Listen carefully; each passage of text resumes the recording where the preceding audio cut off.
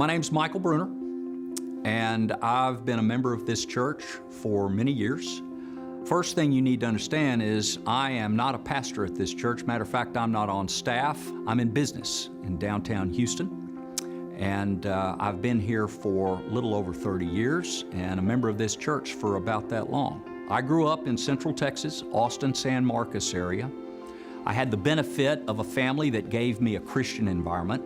And in that, when I was 13 or 14, I went to what we'll call a church camp or a youth camp. And when we were at this church camp, there was a pastor. The guy puts a chair in the middle of a room. There's 60, 70 kids, ages 12 to 16, sitting in that room. And he just said, all right, who's ready to make a decision to accept Christ as their Savior? And one by one, I don't think we got out of there till midnight. We started making decisions for Christ. Myself and one of my cousins that was with me made that decision. So a pastor was involved in my evangelism. So I go through the rest of my high school years, and I know that I'm a Christian, but I don't know much more than that. So I get into college, and at that point, an acquaintance introduces himself and says, listen, I go to Campus Crusade for Christ meetings. Just wanted to check and see if you'd like to come. And I took him up on it. And so that acquaintance was responsible for me getting plugged in at the college level, if you will, to Christian fellowship, and really, for the first time, understanding what Christian fellowship was about. So time passed. I graduate.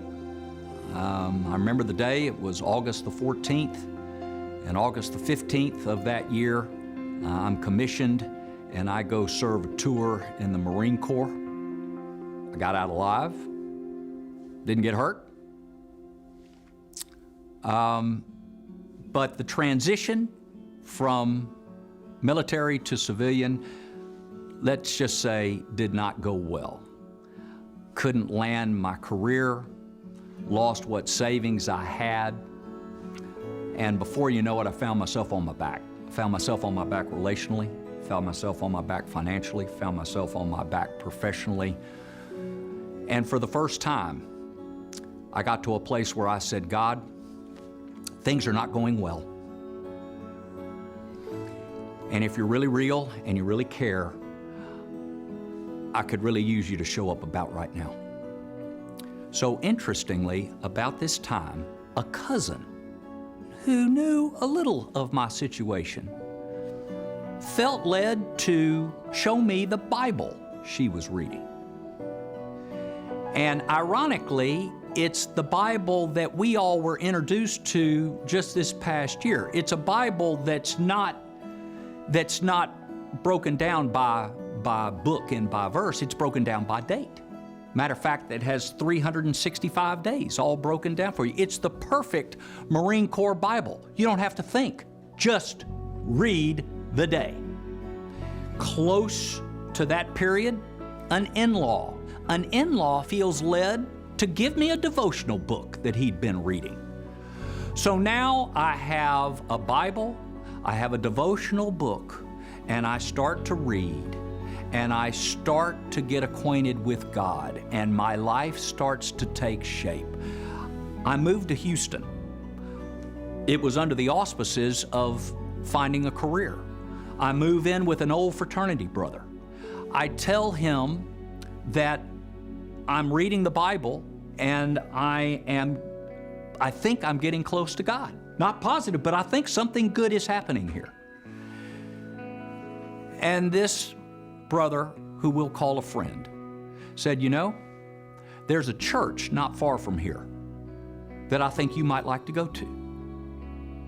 And here was the pitch. The girls are really pretty and the preaching's not half bad. That was good enough. So I walked into Second Baptist Church at Woodway, sight unseen, didn't know anybody except for my buddy. And we went and we sat down. And Dr. Ed Young was the preacher that day.